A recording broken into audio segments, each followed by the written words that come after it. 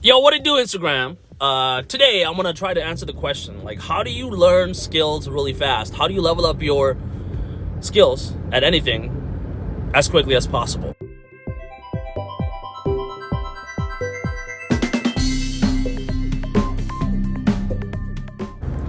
So I think there are like a couple of stages to learning anything. The first stage is like just being aware that whatever skill that you're trying to learn is actually learnable, right? A lot of times people have a block around certain things, right? Like, oh, I'll never be able to do that. Even though they might have picked up a skill in other things, they just have a mental block around like particular things.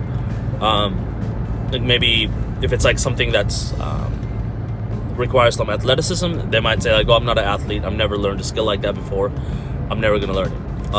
Or it could be something cognitive, like learning like computer programming, or becoming a really good writer or something like that. They just have a block around that thing. So the first step in learning any skill is to recognize that you have a block, and understand that humans are learning machines, and if one human can learn something, that pretty much means everyone can learn that thing.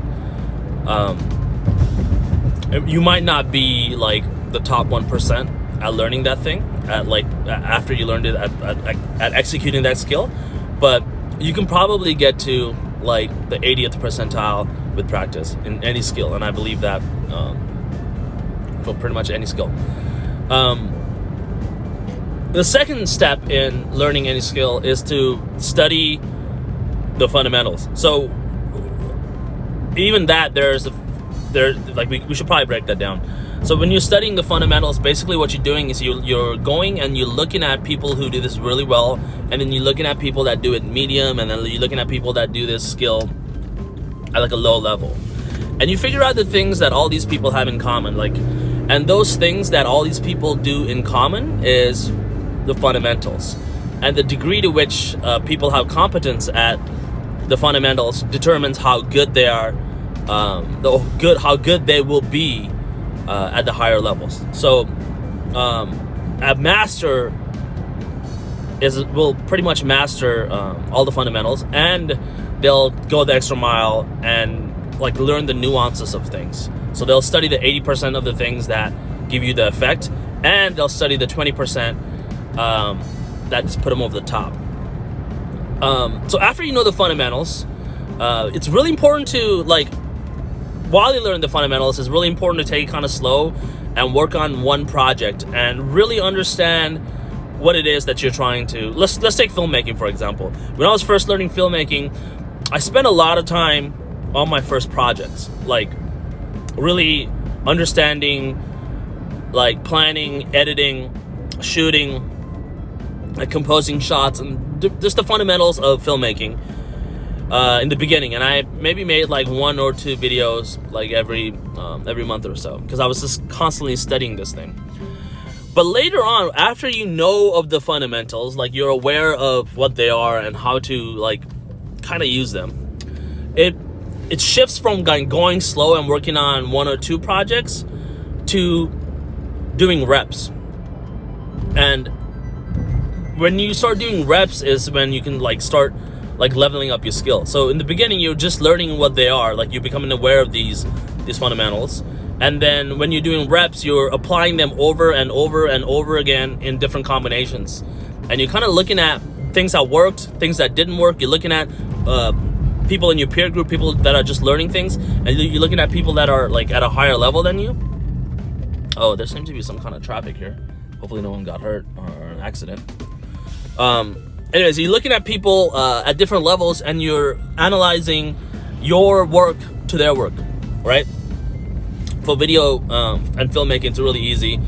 You know who are the best filmmakers are, because we have like, you know, Academy Awards and stuff like that. And then you can look at your peer group by like looking at YouTube or Instagram, and you can kind of pick up different tips and ideas from these people. And the best thing to do while you're doing these reps is to experiment. You know, you pick something up, you see something that you're curious about, and then you just apply a little experiment into your big project. And over time, what happens is you start picking out those nuances that like the pros have, and then you're starting to understand the fundamentals in a new way that you just didn't understand them when you were first starting. So for filmmaking, the best tool, oh my god, I cannot believe that that this is available for us now, is the iPhone 11. This phone is like the best tool for like training. It's like, if you're a filmmaker, you can pretty much make a movie every single day if you wanted to, and you can try little experiments because you can edit, shoot, and plan the whole thing just on your iPhone. And it doesn't take that long to even like do this. You can do like you can make a movie in under an hour for sure. And if you're really into making movies, an iPhone is like a godsend, because it's with you all the time. Whenever you have some free time, you can like edit.